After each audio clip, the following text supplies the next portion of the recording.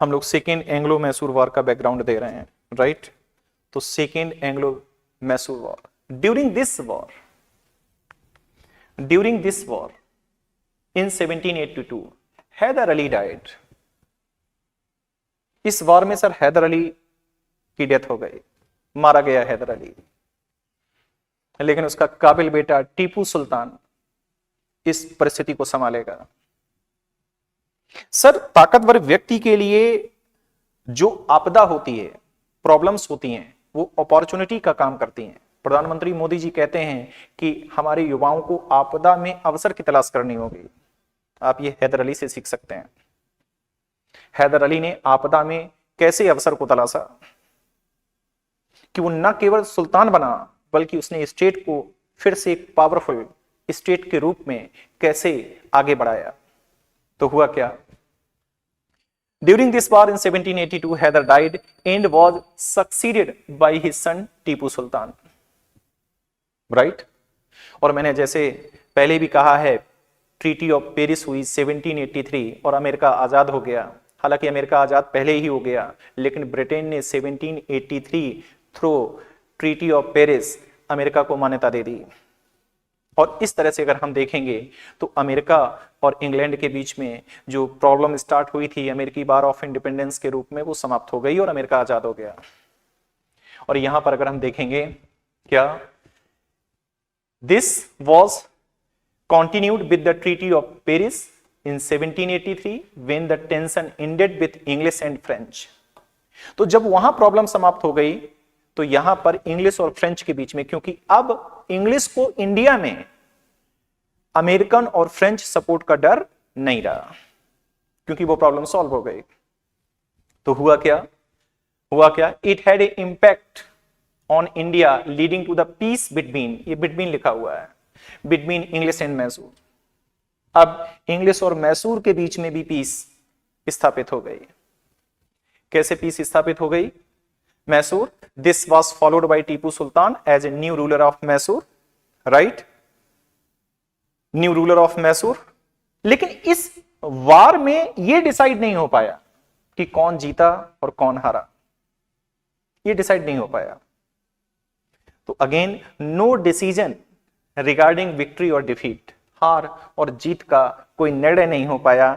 In treaty of Mangalore was signed between East India Company and Tipu.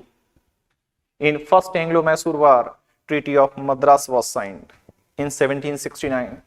आ सकता है prelims में question, treaty दे दी जाएंगी, year दे दिया जाएगा, match the following. And second treaty of Mangalore was signed between East India Company and Tipu in 1784, right? और हैदर अली का episode खत्म हुआ, राइट।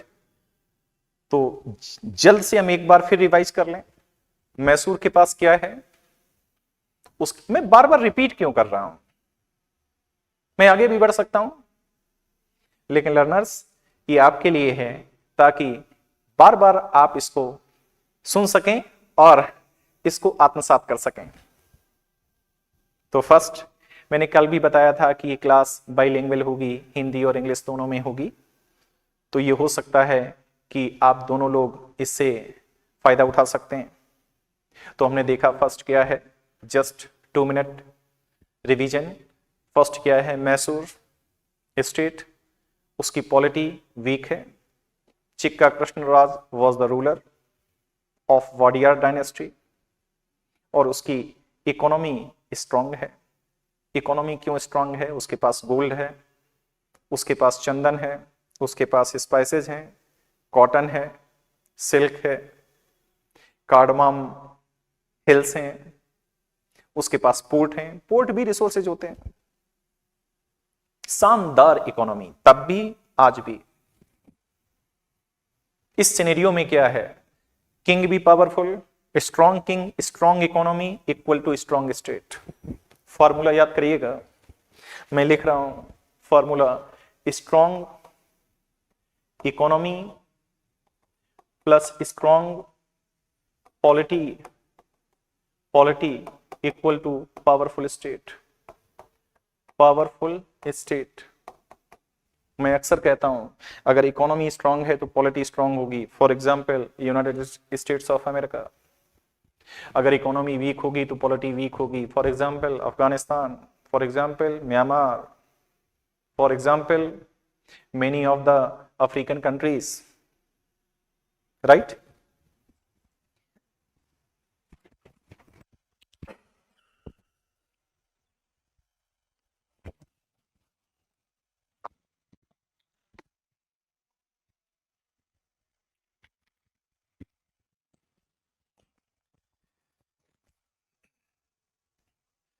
तो हम देखेंगे क्या, जैसे ही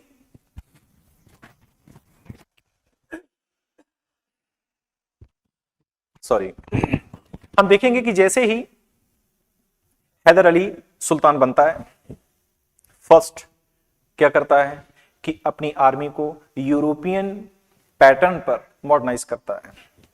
second, cannon factory established in Dindigul, right. गोला बारूद, इंग्लिश, ये सब देख रहे होते हैं।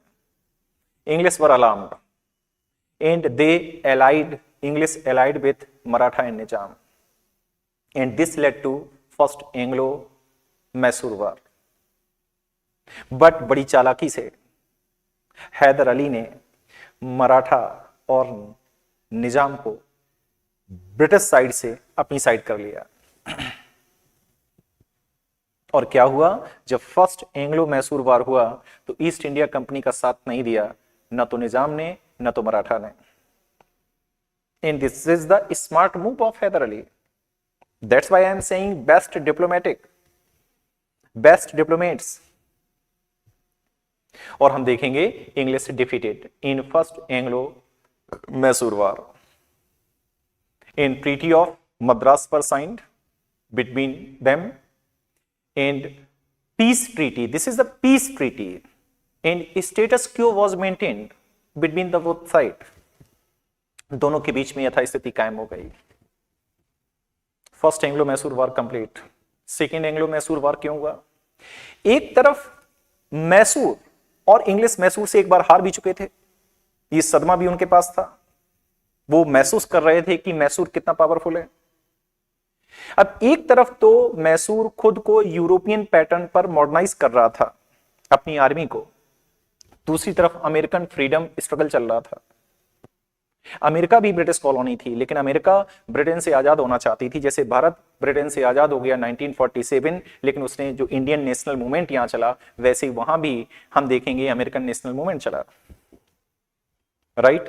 और इस अमेरिकन नेशनल मूवमेंट को सपोर्ट कर रहा था फ्रांस, क्योंकि फ्रांस और इंग्लैंड हमेशा एक दूसरे के दुश्मन रहे हैं यूरोप में, तब जैसे आज भारत और पाकिस्तान की स्थिति है।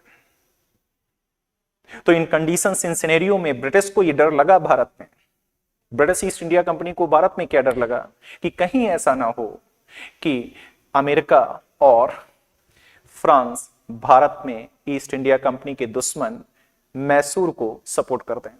और इसीलिए ब्रिटेन ने क्या किया, एज ए प्रिकॉशनरी ब्रिटिश ने क्या किया, एक मैसूर के इंपॉर्टेंट पोर्ट माहे को कैप्चर कर लिया। This led to the second Anglo Mysore war. और सेकेंड एंग्लो मैसूर वार हुआ, और इस वार में अगर हम देखेंगे तो ये डिसाइड नहीं हो पाया कि कौन हारा कौन जीता। जैसे ही ट्रीटी ऑफ पेरिस 1783 हुई, राइट, इंग्लैंड ने अमेरिका को आजाद कर दिया, उसको रिकॉग्नाइज किया, उसको मान्यता दी नए देश के रूप में, तो ये प्रॉब्लम वहां सॉल्व हुई। इसका इंपैक्ट इंडिया में ये पड़ा कि Anglo Mysore, second Anglo Mysore war समाप्त हुआ, और दोनों के बीच में एक ट्रीटी साइन हुई, treaty of Mangalore between the East India Company and Tipu, क्योंकि हैदर की डेथ हो चुकी है, हैदर मारा गया है सेकेंड एंग्लो मैसूर वार में। और ट्रीटी ऑफ मैंगलोर साइंड हुई है 1784, राइट। डिसाइड नहीं हो पाया कौन हारा कौन जीता। Now Tipu came into the power. अब स्टार्ट हो सकता है टीपू सुल्तान। सबसे पहले इसकी पर्सनालिटी देखिए। First point, English called, English इसको क्या कहते हैं, हम लोग टीपू सुल्तान स्टार्ट करने जा रहे हैं। इंग्लिश क्या कहते हैं, English were called saintly monster. English were called saintly monster.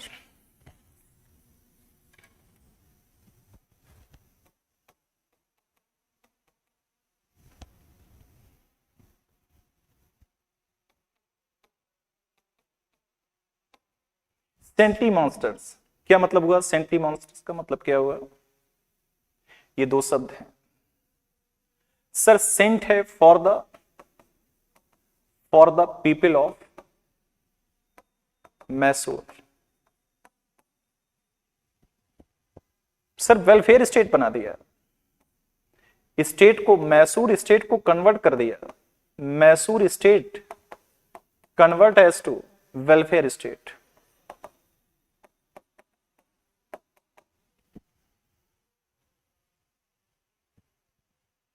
संत है टीपू सुल्तान, मैं नहीं कह रहा हूं, इंग्लिश ईस्ट इंडिया कंपनी कह रही है। और सर मॉन्स्टर है, मॉन्स्टर्स है, यस और होगा। मॉन्स्टर्स है किसके लिए? For east India company. East India company के लिए राक्षस है। उम्मीद करता हूं कि टीपू सुल्तान की पर्सनालिटी से आप आइडिया लगा रहे होंगे कि टीपू सुल्तान है क्या, ईस्ट इंडिया कंपनी के लिए क्या है,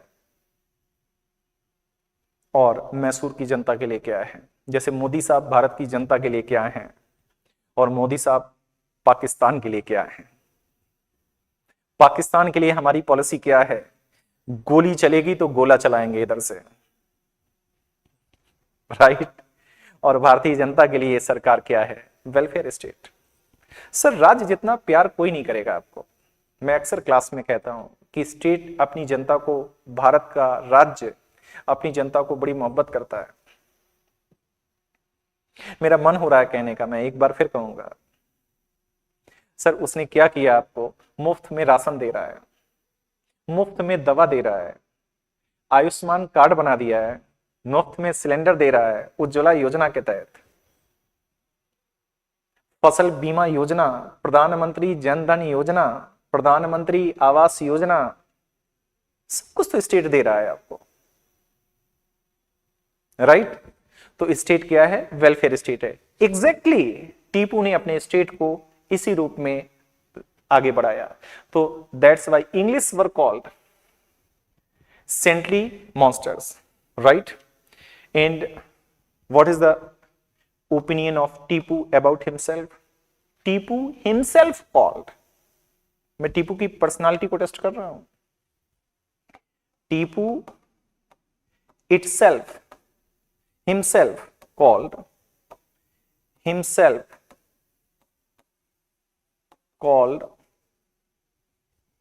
citizen Tipu. Wow, citizen Tipu, underline करिएगा, अभी अभी की हिस्ट्री है। टीपू अपने को सिटीजन टीपू कहलाना पसंद कर रहा है। Means what is the concept of citizen? Tipu खुद को अपने नागरिकों के इक्विवेलेंट रख रहा है, ये उसका नजरिया है। Tipu himself called citizen Tipu. Third point, members of Jacobin club, members of Jacobin club of France. Sir जब वर्ल्ड हिस्ट्री हम पढ़ेंगे तो जैकोबियन क्लब देखेंगे फ्रांस में। फ्रांस में रिवोल्ट हुई, रेवोल्यूशन हुई, फ्रेंच रेवोल्यूशन 1789। तो एक क्लब बना हुआ था जैकोबियन क्लब। इसके जो मेंबर्स थे वो इंटेलेक्चुअल्स थे और वो लिबर्टी, फ्रीडम, इक्वेलिटी, जस्टिस की बात कर रहे थे, फ्रेटर्निटी की बात कर रहे थे। टीपू इन्फ्लुएंस्ड हुआ इससे। आप सोचिए, फ्रेंच रेवोल्यूशन को टीपू सपोर्ट कर रहा है, फ्रेंच रेवोल्यूशन हो रही है, टीपू जश्न मना रहा है अपने स्टेट में। इसका मतलब आप कैसे हिस्ट्री को निकालेंगे कि Tipu also support the ideas of liberty, equality, fraternity, right.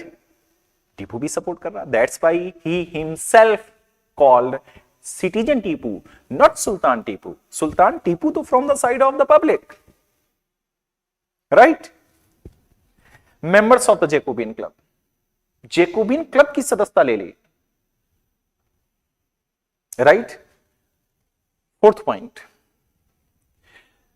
Point हमारे पास क्या है, next, he celebrated the success of the, he celebrated the success of the French Revolution 1789। French revolution को सपोर्ट कर रहा है, यस। कितनी बड़ी बात है, right. He planted the tree of liberty, fifth, he planted the tree of liberty in Srirangpatnam। कुछ spelling देख लीजिएगा, यहां इनकरेक्ट होगी, हो सकता है। He planted the tree of liberty, wow, what is the message? Message करके बताइएगा कि टीपू ऐसा कर रहा है, मीन्स व्हाट, आपके मैसेज की मुझे उम्मीद रहेगी। ये तो स्टेटमेंट है, he planted the tree of liberty in Srirangapatnam, the capital of Mysore. तो what is the message, please आप मैसेज देंगे। इसका मैसेज क्या है, ये आपके ऊपर मैं आज का होमवर्क छोड़ रहा हूं। Hello my dear learners, are you connected with me? Are you listening to me? He planted the tree of liberty in Srirangapatnam, the capital of Mysore. What is the message? अगर मैं आपसे ये कहूं कि टीपू सुल्तान में डेमोक्रेटिक एलिमेंट्स दिख रहे हैं, तो यस और नो? यस, डेमोक्रेटिक वैल्यूज दिख रही हैं। Democratic values were seen in the personality of Tipu Sultan. Tipu Sultan के व्यक्तित्व में लोकतांत्रिक मूल्य दिख रहे हैं। सारे एग्जाम्पल हैं, आप कोट कर सकते हैं। Second, third, fourth, fifth, first अपनी प्रजा के लिए चिंतित है। And six and last point, secular king. अक्सर डिबेट एक होती है, टीपू हिंदू विरोधी था, आप इन चक्कर में मत पड़िएगा। आपका टारगेट है आर्यस को हिट करना, राइट। तो हम क्या कहेंगे, सेकुलर किंग। क्यों सेकुलर किंग है, क्यों मैं लिख रहा हूं सेकुलर किंग? सेकुलर किंग क्या मतलब है सेकुलर किंग का?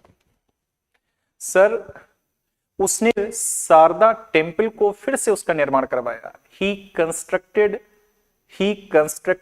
और he rebuilt Sharada temple which was destroyed in Maratha raid। कितनी बड़ी बात है सर, एक मुसलमान एक हिंदू टेम्पल को फिर से बनवा रहा है, एक हिंदू मुसलमान की मस्जिद के निर्माण में अपना कंट्रीब्यूशन दे रहा है। इसी को बोलते हैं गंगा जमुनी तहजीब, इसी को बोलते हैं यूनिटी इन डाइवर्सिटी, राइट। तो this is the personality of Tipu Sultan, right. कोई डाउट हो तो कमेंट जरूर करिएगा। कहीं इंप्रूवमेंट अगर आपकी नजर से लगता हो कि कुछ इस तरह का भी इंप्रूवमेंट किया जा सकता है, क्योंकि ये क्लास आपके लिए है। मैसूर पहला टॉपिक है इंडियन नेशनल मॉडर्न हिस्ट्री का, right. Now after the personality, अब उसके इकोनॉमिक रिफॉर्म देखिए। टीपू सुल्तान के इकोनॉमिक रिफॉर्म से आपको मोहब्बत हो जाएगी टीपू सुल्तान से। एक सुल्तान अपने समय से कितना आगे है। तो प्राइमरी सेक्टर में क्या उसने रिफॉर्म करे हैं, जरा देखिए। इकोनॉमी के 3 सेक्टर होते हैं, प्राइमरी, सेकेंडरी एंड टर्सरी। मैंने पहले से लिख दिया था ताकि एक प्लान रहे कैसे कैसे बढ़ना है आगे। मुझे बोर्ड में पूरा लिखना, पीपीटी से पढ़ाना मुझे पसंद नहीं है, तो मैंने कुछ सेंटेंस जो ज्यादा बड़े थे उनको मैंने पीपीटी में, लेकिन मैक्सिमम पार्ट हम आपको इस तरह से कवर कराएंगे। तो फर्स्ट सेक्टर, इकोनॉमी के 3 सेक्टर होते हैं, primary sector, secondary sector, tertiary sector. तो पहले प्राइमरी सेक्टर की बात अगर हम करें तो प्रमोटेड एग्रीकल्चर, प्रमोटेड एग्रीकल्चर क्या मतलब हुआ? Promoted agriculture means what? Built canal for irrigation, Mysore में कैनाल, नहरों का निर्माण करवाए।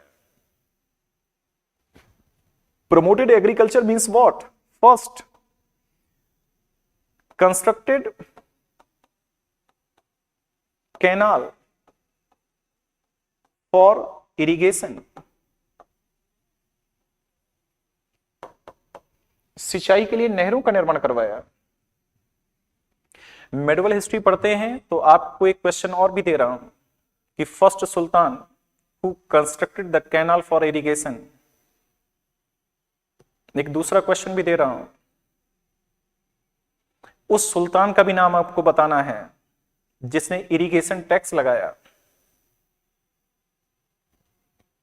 और उस इरिगेशन टैक्स का नाम क्या है?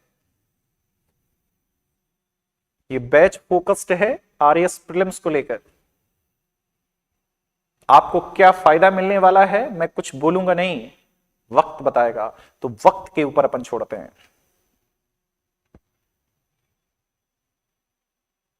ऐसा सुल्तान जो झुका नहीं, अपन झुकेगा नहीं, कभी भी ब्रिटिश के सामने नहीं झुका। क्यों नहीं झुका? Personality.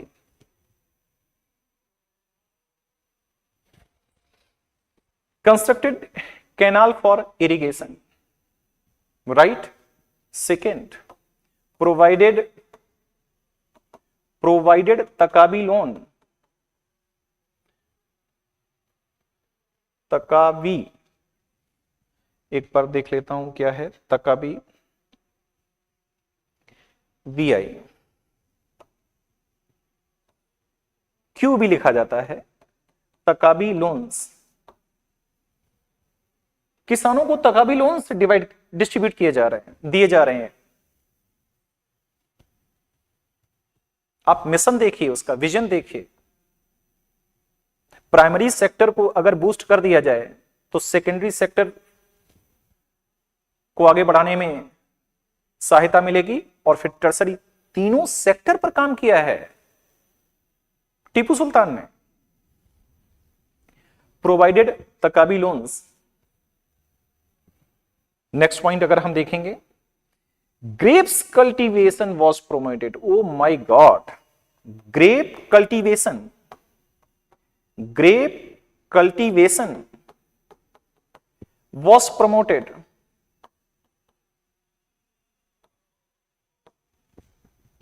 Grep cultivation for wine purpose, for wine.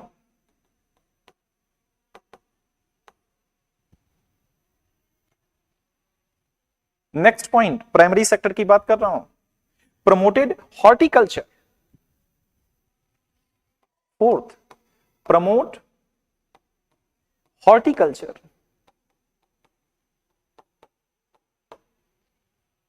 बागवानी को प्रमोट किया।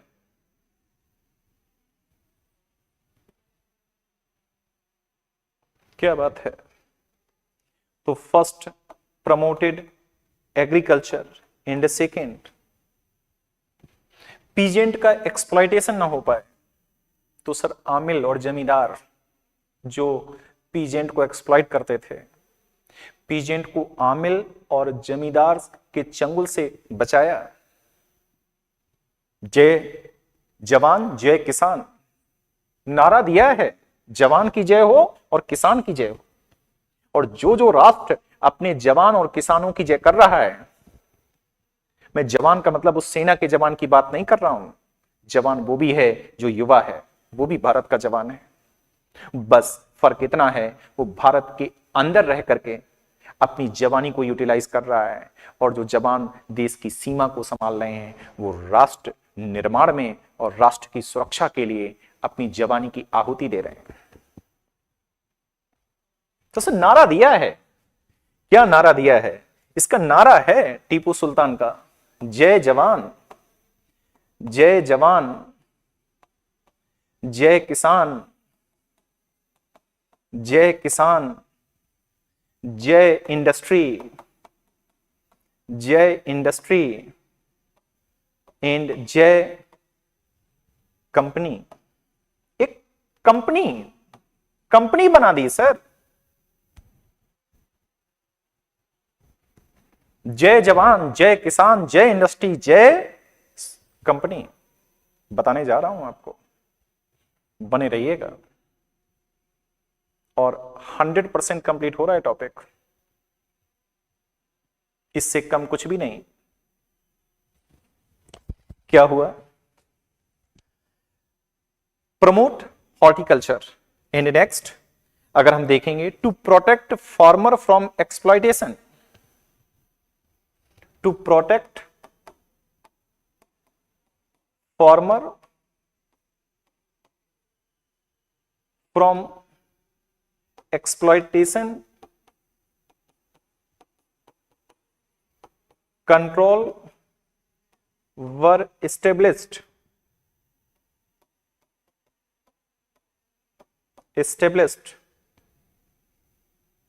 to amils and zamindars. Zamindar और आमिल को पर कंट्रोल कर लिया, एक्सप्लॉइटेशन नहीं होगा किसान का। अगर किसान का एक्सप्लॉइटेशन होगा तो हम किसान के साथ खड़े हैं। इसी को बोलते हैं जय किसान। राज्य की भूमिका हमेशा weaker section of the society के पक्ष में होनी चाहिए, और यही मोटो था हमारे कॉन्स्टिट्यूशन गॉडफादर का। इसीलिए हमारे कॉन्स्टिट्यूशन को अगर आप देखेंगे तो स्टेट हमेशा झुका हुआ है weaker section of the society. That's why womens, childrens, एससीज, एसटीज, ओबीसीज, स्टेट इनके लिए विशेष नियम बनाएगा। And they are not challenged by the on the ground of discrimination. इनको भेदभाव के आधार पर चैलेंज नहीं किया जा सकता। स्टेट प्रोटेक्ट करेगा। दो तरह के डिस्क्रिमिनेशन होते हैं, एक प्रोटेक्टिव डिस्क्रिमिनेशन, एक exploitative discrimination. Exploitative discrimination are not allowed. इस देश में एक्सप्लॉइटेटिव डिस्क्रिमिनेशन नहीं हो सकता, होगा तो लॉ प्रिवेल कर रहे हैं। बट एक्सप्लॉइटेटिव डिस्क्रिमिनेशन नहीं होगा, बट प्रोटेक्टिव डिस्क्रिमिनेशन होगा। विमेंस को प्रोटेक्ट किया जाएगा, चिल्ड्रन को प्रोटेक्ट किया जाएगा, एससीज, एसटीज, ओबीसीज, ईडब्ल्यूएस प्रोटेक्ट किया जाएगा। राइट? तो हम देखेंगे ये प्राइमरी सेक्टर में रिफॉर्म किया। सेकेंडरी सेक्टर की बात अगर मैं करूं आपसे, सेकेंडरी सेक्टर की बात करूं तो सेकेंडरी सेक्टर की बात अगर मैं करूं, established the modernised industries. Modernised, बहुत सारी मॉडर्नाइज्ड इंडस्ट्रीज एस्टेब्लिश कर दी सर स्टेट में। मैं लिख रहा हूं, ही एस्टेब्लिश्ड मॉडर्न इंडस्ट्रीज लाइक, कुछ इंडस्ट्रीज की अगर हम जिक्र करें तो वो मॉडर्न इंडस्ट्रीज हैं। Textile industry, textile industry, wine industry. आपको याद होगा किसको, कहां लिखा है हमने, श्रीरंगपट्टनम, और कहां लिखा, grape cultivation was promoted for wine. Textile industry, wine industry, iron and steel industry, iron and steel industry,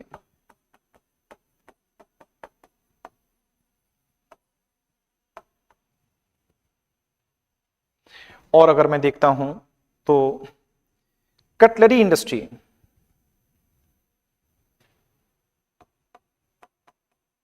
cutlery industry, cutlery वो जो आप नूडल्स खाते हैं, कटलरी, कांटे और चम्मच क्या बोलते हैं, कटलरी इंडस्ट्री।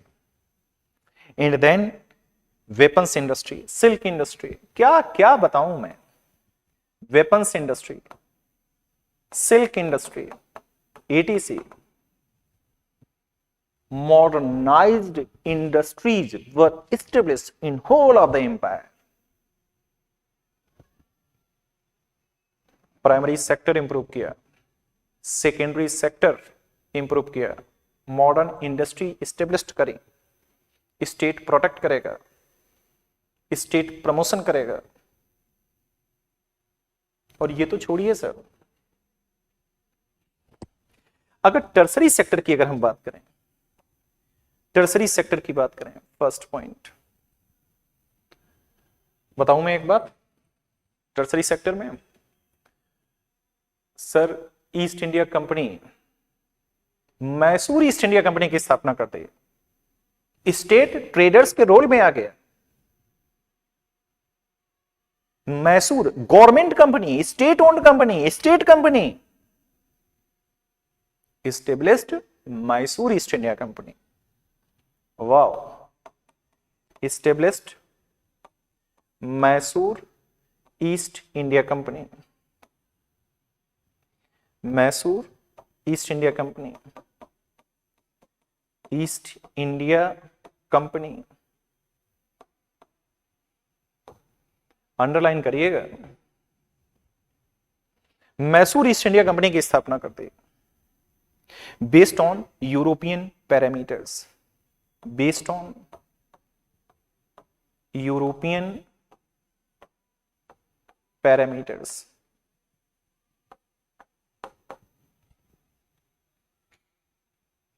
क्या करेगी ये मैसूर ईस्ट इंडिया कंपनी? जैसे ईस्ट इंडिया कंपनी ट्रेड करेगी केप ऑफ गुड होप के ईस्ट में, ये रॉयल चार्टर है granted by the Elizabeth first. ये मैसूर ईस्ट इंडिया कंपनी क्या है? Royal charter granted by Tipu Sultan. क्या है Mysore East India Company? Government company है, स्टेट ओन्ड कंपनी है। आज भी भारत में कई सारी महारत्न और नवरत्न कंपनियां हैं, भेल गेल सब स्टेट ओन्ड कंपनी है। बहुत कुछ ऑयल कंपनीज हैं जो गवर्नमेंट कंपनी है, ओएनजीसी, राइट। तो हम देखेंगे क्या किया है, मैं आपको बताना चाहूं। And this company were sent to, और इस कंपनी को भेजा कहां गया? म्यांमार भेजा गया। ट्रेड करिए, ट्रेड करने के लिए म्यांमार भेजा गया।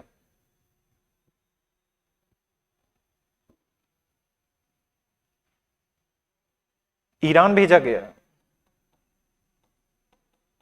चाइना भेजा गया,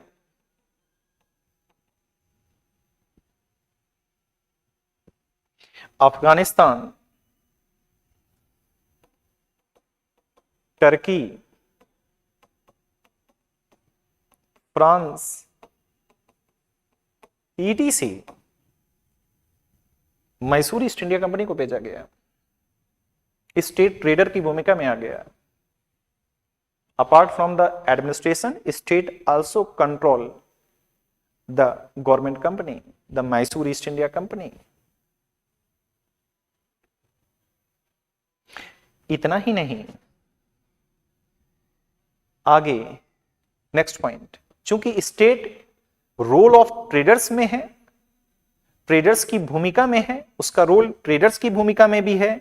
state became a trader,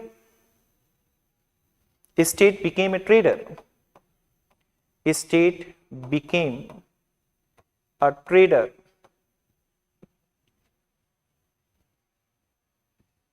State became a trader as he maintained the monopoly, as he maintained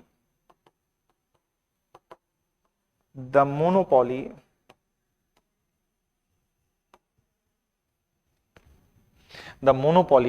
on the internal and external of certain items,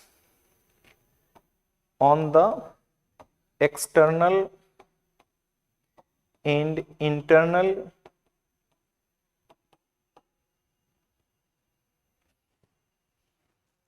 of certain items for example, इसका trade केवल Mysore East India company करेगी। जैसे आज अगर आप देखेंगे तो OPM जो है वो सिर्फ स्टेट ही उसको प्रोड्यूस करेगा। आज भी मालवा रीजन अगर हम देखेंगे तो वहां पर ओपीएम पैदा होती है, लेकिन स्टेट मोनोपोली है फॉर मेडिको पर्पज, राइट। तो क्या है, किस किस पर ट्रेड मोनोपोली है? स्टेट की, प्राइवेट की एंट्री यहां नहीं है, प्राइवेट कैन नॉट एंटर। कहां? First paper, salt, paper, salt, Chandan, sandalwood, Chandan, ETC, private not allowed, only state can trade. केवल राज्य ही इन क्षेत्रों में व्यापार करेगा। तो हम देखेंगे कि कैसे प्राइमरी सेक्टर, सेकेंडरी सेक्टर और टर्सरी सेक्टर में रिफॉर्म कर डाले। किसने? टीपू सुल्तान ने। क्या किया? जय जवान, जय किसान, जय इंडस्ट्री एंड जय company, Mysore East India company.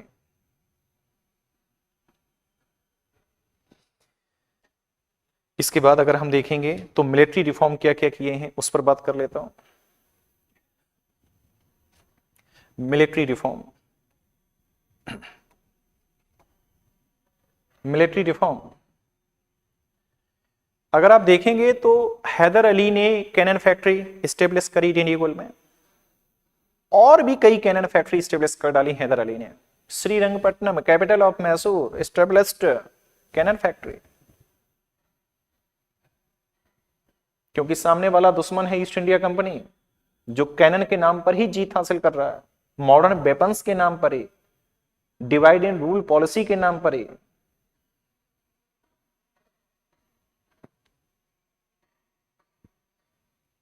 तो military reform, first point, established new cannon factory. कहां? Shri रंगपट्टिनम।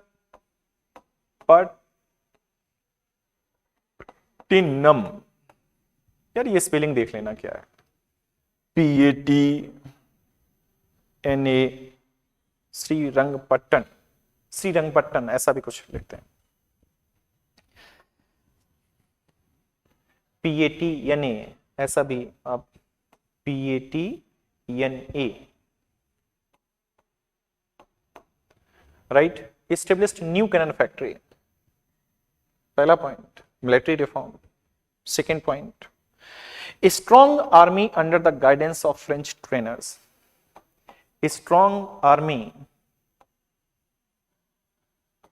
under the guidance of French trainers। अब आप जस्ट इमेजिन करिए, मैसूर आर्मी ट्रेन कौन कर रहे हैं? French commander. कितनी स्ट्रॉन्ग आर्मी बनेगी? हमारी आर्मी के अंदर अनुशासन की कमी थी। जो यूरोपियंस, जो नेटिव स्टेट्स के किंग हैं, उनसे जब वो युद्ध करते हैं तो वो देख क्या रहे हैं कि हमारी आर्मी के पास अनुशासन नहीं है, हमारी आर्मी के पास मॉडर्न वेपन्स नहीं है, हमारे लैक ऑफ बेस्ट कमांडर, अच्छे कमांडरों की कमी है। और यही सब इंग्लिश ईस्ट इंडिया कंपनी के जीत के कारण है। यूनिटी नहीं है। कुछ हजार इंग्लिश हैं और 30 करोड़ की आबादी पर भारी है। क्यों? हम यूनाइट नहीं है। मैसूर मारा जा रहा है, एंजॉय कर रहे हैं निजाम और मराठा। उनको पता नहीं है कल तुम्हारी भी बारी होगी, कल तुम भी मारे जाओगे, कल तुम्हें भी सत्ता से बाहर होना पड़ेगा और नाना साहब को जाना पड़ेगा कानपुर, बिठूर। जो थर्ड सबसे बड़ी घटना हुई वो क्या है? बोर्ड ऑफ एडमिरलिटी की स्थापना।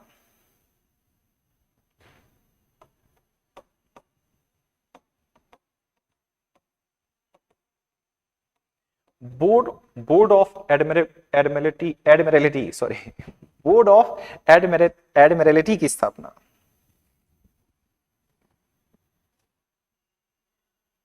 अब आप सोचिए इंग्लिश कितनी अलार्म पोजीशन में आएंगे। इंग्लिश ईस्ट इंडिया कंपनी, इसका रिजल्ट क्या होगा? मैं रेड पेन का इस्तेमाल कर रहा हूं। English were in alarmed position, alarmed position.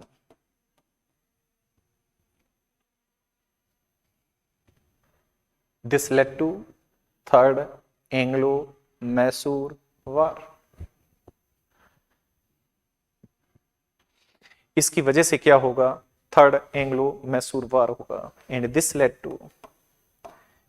Lead to third Anglo Mysore war.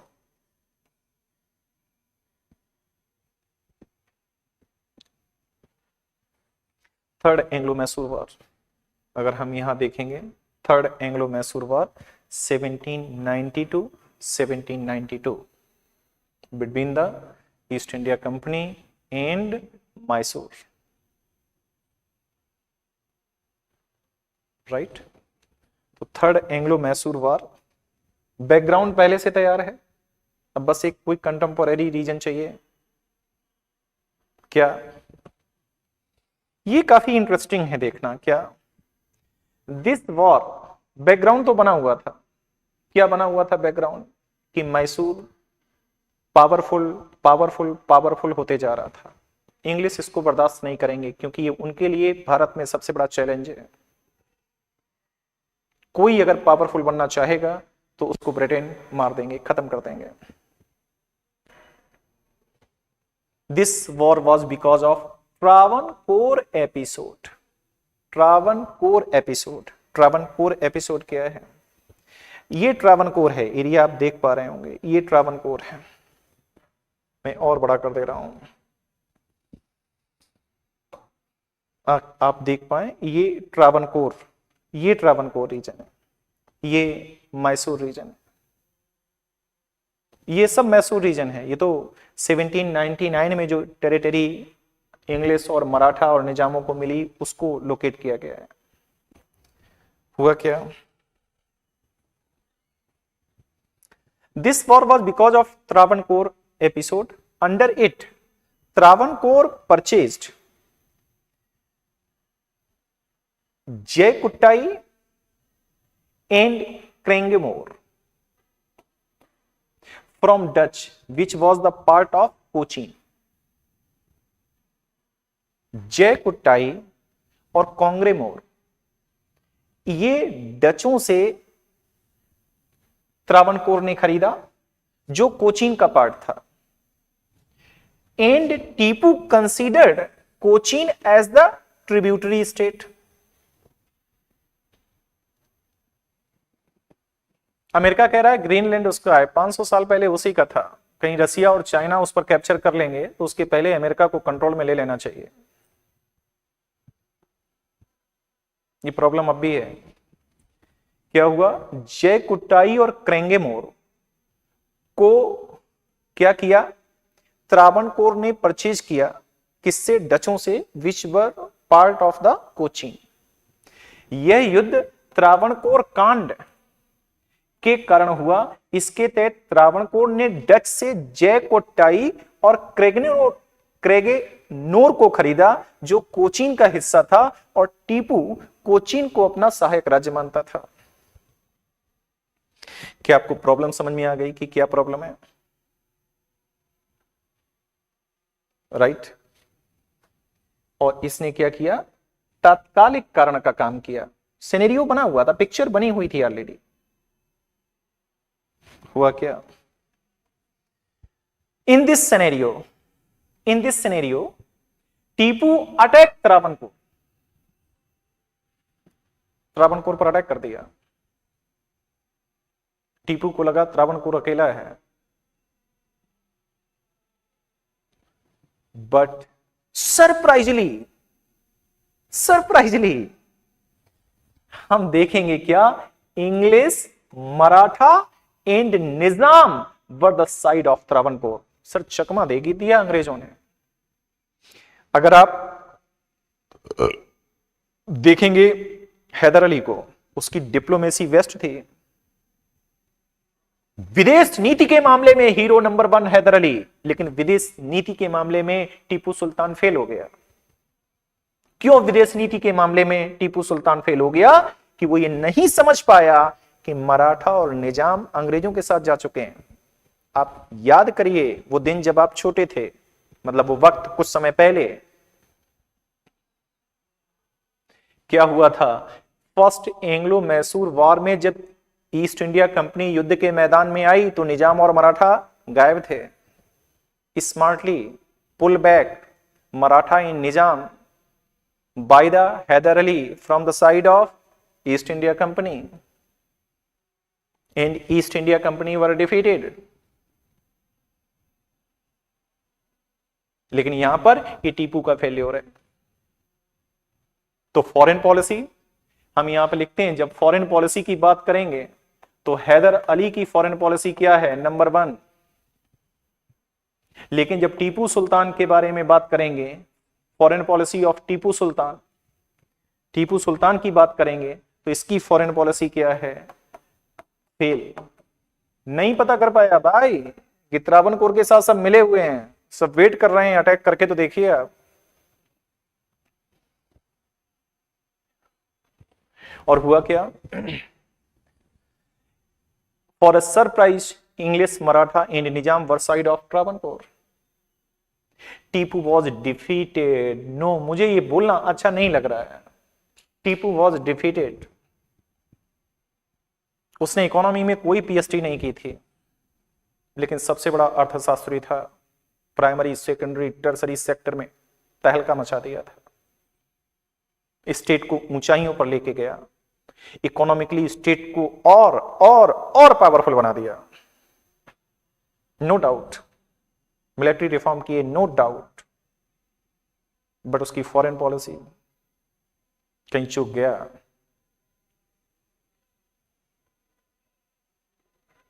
आप कल्पना करिए कि अगर आप 100%, आप जस्ट अपने एग्जाम आरएएस के लिए कल्पना करिए कि अगर आप 99.9% आप अवेयर हैं अपने एग्जाम के बारे में, 0.1% आप अवेयर नहीं है, तो हो सकता है कि इसकी सजा आपको न सेलेक्ट होकर चुकानी पड़े। इसलिए आपको 100% अवेयर होना पड़ेगा और देखना पड़ेगा कि वो कौन सा कंटेंट है जो आपके आरएएस एग्जाम को सपोर्ट करता है। अच्छा तो बहुत लग सकता है आपको, अच्छे लगने की बात नहीं है।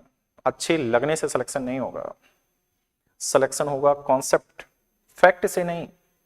फैक्ट कितना ही लर्न कर लेंगे आप। ये फैक्ट देना हो तो एसएससी है, कॉन्सेप्ट देना हो तो यूपीएससी है, आरएएस है, अदर स्टेट सर्विस कमीशन के जो एग्जाम है, वहां कॉन्सेप्ट की डिमांड होती है सर। वहां देखा जाता है कि दिमाग आपका जिंदा है या नहीं। सर गलती हो गई, चूक गया टीपू सुल्तान, और हम देखेंगे defeated in Tipu was forced to sign the treaty of Srirangapatnam. ये मैच कराने के लिए क्वेश्चन आ सकता है my dear learner. First Anglo Mysore war, treaty of Madras 1769। Second अगर हम देखेंगे तो treaty of Mangalore. Third treaty of Srirangapatnam. पहली ट्रीटी ईस्ट इंडिया कंपनी की छाती पर हुई थी, मतलब मद्रास जहां उनका हेडक्वार्टर था। सेकेंड जब हारा टीपू तो ये ट्रीटी कहां हुई, कैपिटल ऑफ मैसूर, श्रीरंगपट्टनम में ट्रीटी हुई। And Tipu was forced to sign a treaty of Srirangapatnam. Sir जब मैंने ये जो कंडीशंस देखी, मैं सर बहुत परेशान हुआ। टीपू के इकोनॉमिक रिफॉर्म ने मुझे उसका दीवाना बना दिया था। लेकिन उसकी एक गलती ने उसको इतनी बड़ी सजा दी, नहीं मिलनी चाहिए थी। आप जस्ट इमेजिन करिए, थोड़ा थोड़ा रिवर्स में अगर आप सोचिए कि मान लीजिए मैसूर ईस्ट इंडिया कंपनी को हरा देता, कल्पना करिए, जस्ट कल्पना करिए। हालांकि मैसूर को लड़ना पड़ा किससे? ब्रिटिश इंपीरियलिज्म से। क्यों? क्योंकि पिट्स इंडिया एक्ट 1784 के में जो प्रोविजन था, now the territory of East India company in India is called British possessions. 1784 के पिट्स इंडिया एक्ट में जो ईस्ट इंडिया कंपनी द्वारा भारत में अधिग्रहित क्षेत्र था, उसको ब्रिटिश पोजेशंस कह दिया गया। इसका मतलब अब ईस्ट इंडिया कंपनी से जो लड़ेगा वो ब्रिटिश इंपीरियलिज्म के खिलाफ हो, उसका युद्ध होगा। इसीलिए कहते हैं हैदर अली लड़ा ईस्ट इंडिया कंपनी से, लेकिन टीपू सुल्तान किससे लड़ा? ब्रिटिश इंपीरियलिज्म से, नॉट ईस्ट इंडिया कंपनी। लेकिन मैं कह रहा हूं जस्ट आप इमेजिन करके देखिए। इमेजिन ये करिए कि मान लीजिए अगर मैसूर जीत जाता और ब्रिटिश यहां हार जाते तो क्या होता? फिर से कोई दिल्ली सल्तनत आती, फिर से किसानों का एक्सप्लॉयटेशन रुकता, फिर से ड्रेन ऑफ वेल्थ रुकती, फिर से कॉमर्शलाइजेशन ऑफ एग्रीकल्चर रुकता, फिर से खुशहाली आती, नदियां चहकती, चिड़ियां चहचहाती। गलती हो गई।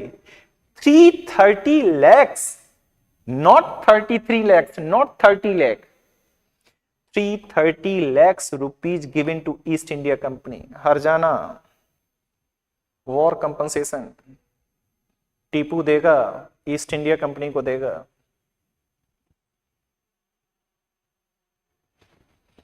%50 ऑफ टेरिटरी ऑफ मैसूर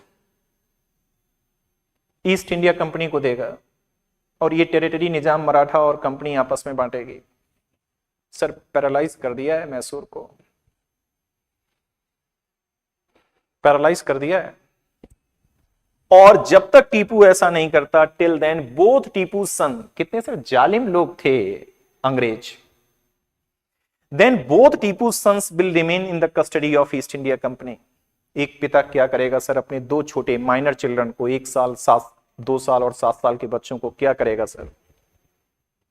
ये भी ले जाओ, ये भी ले जाओ, बट लौटा दो मेरे बच्चों को, उनको उनकी मां से मिलने दो। और यही टीपू का धर्म था उस समय, उसको यही करना चाहिए। परिवार और राष्ट्र की रक्षा के लिए आप किसी हद तक जा सकते हैं, और यही धर्म है।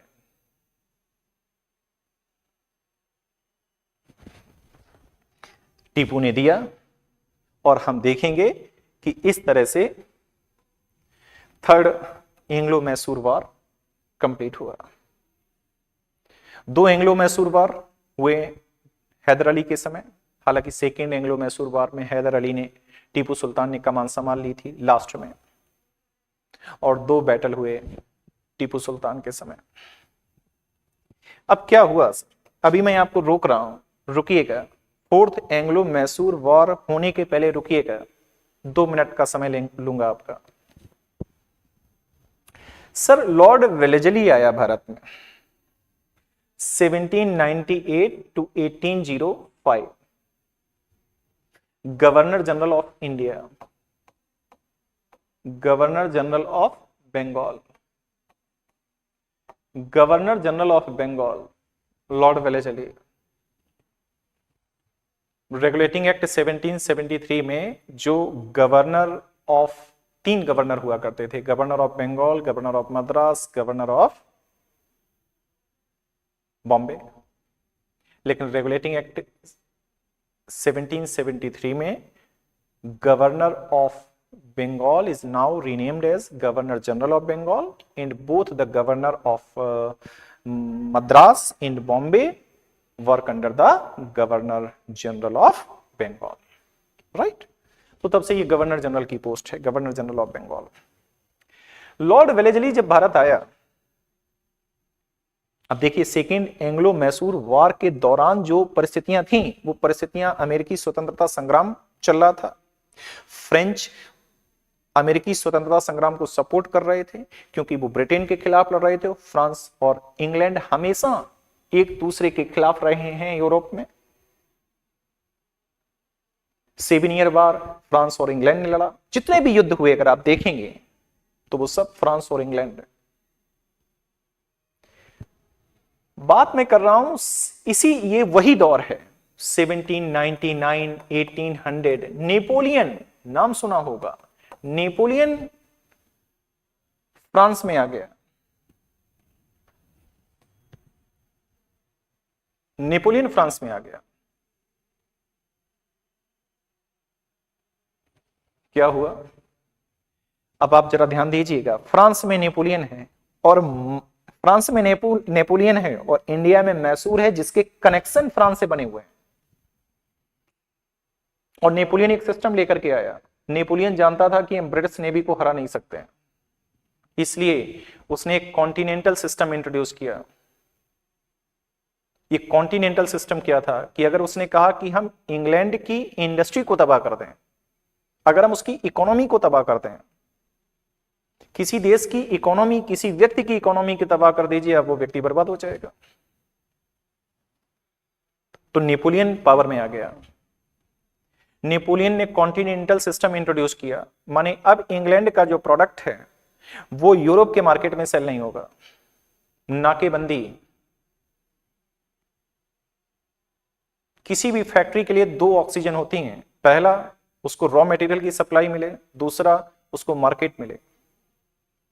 तो रॉ मटेरियल की सप्लाई तो भारत से हो रही थी, ध्यान दीजिए, रॉ मटेरियल की सप्लाई तो भारत में हो रही थी,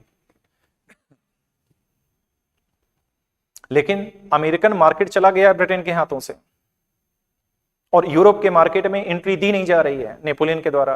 अफ्रीका जाके करेंगे क्या डार्क कॉन्टिनेंट में? तो इस सिनेरियो में हुआ क्या, आपको याद होगा चार्टर एक्ट 1813।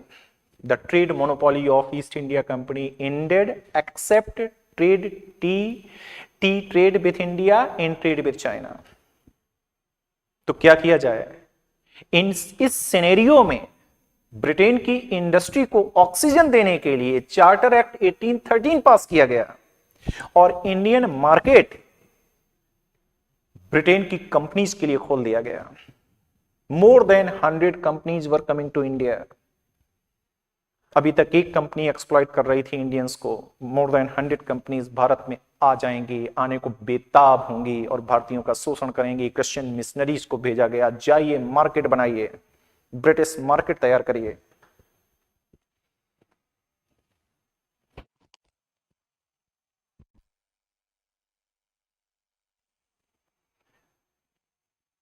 और 1833 में charter act 1833 completely trade monopoly of East India company ended. तो क्या हुआ, ये लॉर्ड वेलेस्ली आया। सर ये पार्ट फर्स्ट क्या लेकर के आया, the system of subsidiary alliance. ये सर सिस्टम एक लेकर आया अपने साथ, क्या है इसी को डिस्कस करना है। इसने 4 काम भारत में किए। फोर्थ एंग्लो मैसूर वॉर इसी के समय हुआ, तो जो हम fourth Anglo Mysore war discuss करने जा रहे हैं वो यही डिस्कस करने जा रहे हैं। इसी के समय सिस्टम ऑफ सब्सिडरी अलायंस, ये अपने साथ एक सिस्टम लेकर के आया। क्यों लेकर के आया इस पर मैं चर्चा करूंगा। फोर्थ एंग्लो मैसूर वॉर हुआ और and Mysore was completely finished, Tipu को मार दिया गया। सेकेंड एंग्लो मराठा वॉर भी इस समय हुआ और फोर्ट विलियम कॉलेज कलकत्ता में आया in maybe 1800 C. Fort William College civil सिविल सर्वेंट्स हैं उनके लिए यहां पर ट्रेनिंग का पार्ट है और यहां पर उनको to teach them Urdu and English language. ये फोर्ट विलियम कॉलेज है।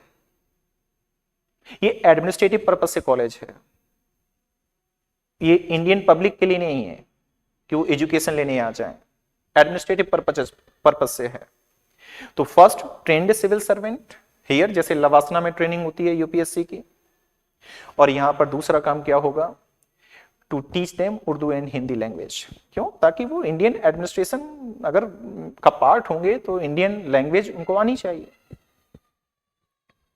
और बाद में अगर हम देखेंगे तो इसका जो ट्रेनिंग पार्ट था, इसका जो ट्रेनिंग पोर्शन था वो लंदन पहुंचा दिया गया हेलीबेरी, लेकिन उर्दू और हिंदी जो लैंग्वेज डिपार्टमेंट था वो कंटिन्यू बना रहा। लेकिन हमारे लिए डिस्कशन ये है the system of subsidiary alliance. Fourth Anglo Mysore की बारी है, फोर्थ एंग्लो मैसूर वार। क्या हुआ? जो हुआ वो देखिए, सब्सिडरी अलायंस सिस्टम। ये अलायंस किसके बीच में होगा? ईस्ट इंडिया कंपनी और princely state oblique native state, native states के बीच में। क्या प्रोविजन है जरा पहले ये देखिएगा, what are the provision of the subsidiary alliance system. This is the draft prepared by Lord Wellesley. This is the draft, प्रारूप है, लॉर्ड वेलेजली ने प्रिपेयर करा है। क्या है ड्राफ्ट?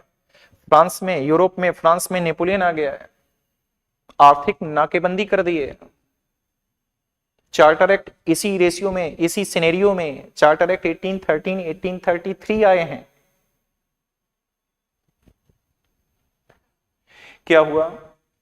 अब जो भी किंग और नवाब, जो भी किंग और नवाब इस ट्रीटी को साइन करेगा, इसके पॉइंट्स क्या होंगे? First, English resident had to posted in the court, उसके दरबार में इंग्लिश रेजिडेंट पोस्टेड होगी।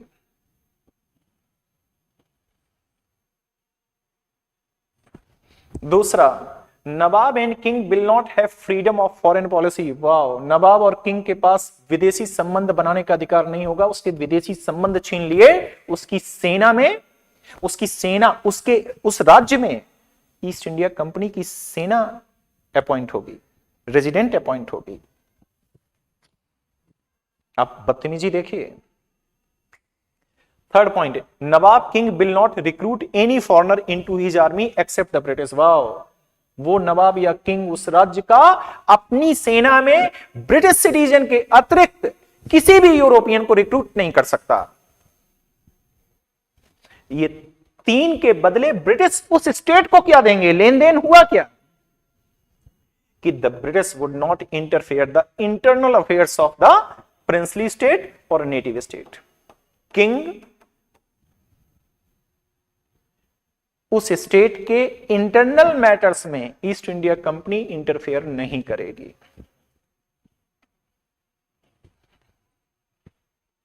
पहला स्टेट जिसने इसको साइन किया, निजाम ऑफ हैदराबाद, पहला स्टेट जिसने इसको साइन किया। The first state to sign the subsidy treaty system, Hyderabad in 1798। Sir, जो भी स्टेट इसको साइन करेगा ना, वो अपनी आत्मा को मार लेगा, सोल को मार लेगा, उसकी सॉवर्निटी, उसका रिस्पेक्ट, उसकी डिग्निटी, सबकी हत्या हो जाएगी। अब आप सोचिए जस्ट कि वो स्टेट अपने राज्य में ब्रिटिश रेजिडेंट रखेगा, रेजिमेंट रखेगा। सोचिए जरा। सेकेंड, नवाब उस सेना में किसी भी यूरोपियन या फॉरेनर को रिक्रूट नहीं करेगा सिवाय ब्रिटिश के।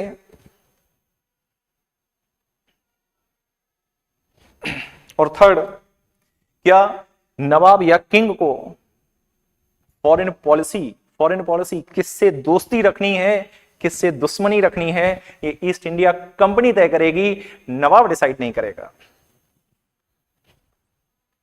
किस स्टेट से क्या परचेज करना है। अभी इंडिया देखिए रसिया से ऑयल परचेज कर रहा था, अमेरिका ने कहा मत करिए, इंडिया ने कहा नहीं भाई हम तो करेंगे। तो टेरिफ वेरिफ का चक्कर जो हुआ है वो इसी कारण से हुआ है। लेकिन हमारी सॉवरेनिटी है, हमारी नीड्स हैं, हमें तो जहां से सस्ता ऑयल मिलेगा हम खरीदेंगे। तो हुआ क्या? अब इस सिनेरियो में क्या हुआ? When this offer come to Tipu, he rejected, इसको बोलते हैं मर्दानगी। Not like a Nizam of Hyderabad, rejected this offer and right back to company To live like a lion for a day is far better than to live for 100 years like a jackal.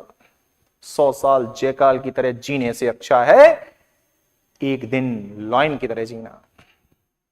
मैं अक्सर कहता हूं ये कोई भी status लगा लेता है, अरे मत लगाइए। ये स्टेटस टीपू सुल्तान को शोभा देता है, ये उसको शोभा देता है जिसने लाइफ में स्ट्रगल किया है। सिर्फ स्टेटस लगाने से क्या होगा? आप क्वालिफाई कर लीजिए आईएएस एग्जाम, क्वालिफाई कर लीजिए आईएएस एग्जाम और रिजाइन कर दीजिए, फिर लगाइएगा स्टेटस, सबसे पहले सैल्यूट मेरा आएगा।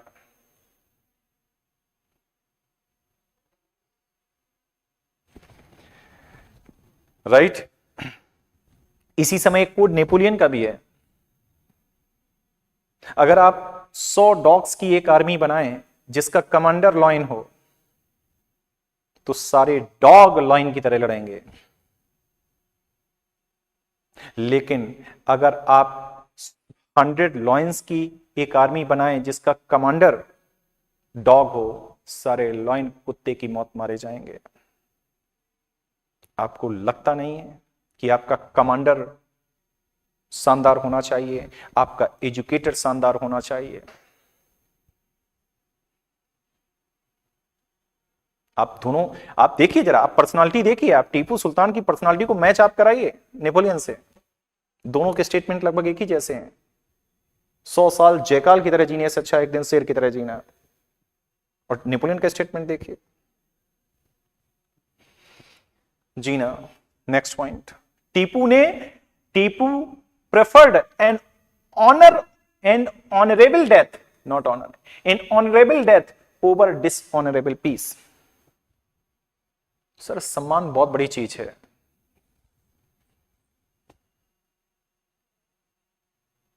आप सेंटेंस की इंटेंसिटी समझ पा रहे हैं, उसका टेम्परेचर समझ पा रहे हैं, उसकी ग्रेविटी समझ पा रहे हैं, उसका प्रेशर समझ पा रहे हैं, उसका टेम्परेचर समझ पा रहे हैं? क्या Tipu preferred an honourable death over dishonourable peace? अपमानजनक शांति के स्थान पर सम्मानजनक मृत्यु को चुनना, ये धर्म है। ईस्ट इंडिया कंपनी तो जब रिजेक्ट कर दिया ऑफर, सब्सिडी अलायंस सिस्टम पर साइन करने से मना कर दिया। आप सोचिए, स्टिल तब जब 330 लाख और आधा स्टेट दे चुका है, गमा चुका है, उसके बावजूद भी उसने क्या, नहीं सर ये नहीं होगा। East India company attack Srirangapatnam, ये जरा स्पेलिंग चेक कर लीजिएगा। इन 1799 सी श्रीरंगपट्टनम पर ईस्ट इंडिया कंपनी ने अटैक कर दिया, क्योंकि ईस्ट इंडिया कंपनी करे क्या, नालायक कंपनी, उसको लग रहा था कि अब नेपोलियन का इतना बड़ा खतरा है और फ्रेंच और मैसूर आपस में कनेक्टेड हैं, और अगर नेपोलियन, अंग्रेज अगर कभी डरे बहुत पहली बार तो वो तब डरे जब नेपोलियन था, दूसरी बार वो तब डरे जब हिटलर ने इंग्लैंड के आसमान से गोले बरसाए। इसके पहले अंग्रेज हर जगह लड़े दूसरों की जमीन पर, और पहली बार जब उनके जमीन पर गोले बरसाए गए तो इंग्लैंड के लोगों को पहली बार डर का पता चला, दूसरी बार डर का पता चला। पहली बार डर तो फ्रांस से पता चला, वो आर्थिक डर था और ये शारीरिक डर था, जीवन का डर था। Tipu defended the city with the loyal soldier till the very and. Tipu ने अपने सिटी की अपने लॉयल सोल्जर्स के साथ अंतिम समय तक रक्षा की, और इसी क्रम में वो मारा गया। 1799 मैच कराइए सर, मारा गया। और इस ईस्ट इंडिया कंपनी ने किया क्या? अब आप जस्ट फर्स्ट पॉइंट देखेंगे, वाडियार डायनेस्टी, चिक्का कृष्णराज। अब वाडियार डायनेस्टीज के वंशज, जैसे वो ईरान का कोई किंग जो बाहर चला गया था 1979, वो कह रहा है कि अब मैं फिर वापस जाऊंगा, अमेरिका से कह रहा है मुझे भेज दीजिए। तो फिर इन्हीं के वंशज को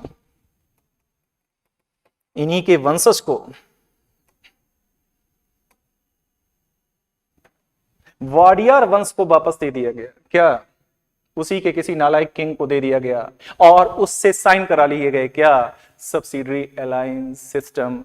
और इसी की तरह subsidiary alliance system, and the king was forced to sign subsidiary alliance in 1799। और मैसूर ने सब्सिडरी अलायंस पर साइन कर दिए, और इसी के साथ मैसूर की कहानी complete. Thank you so much support करने के लिए, मुझे देखने के लिए, मुझे सुनने के लिए। बाय। कल मिलते हैं नए टॉपिक के साथ।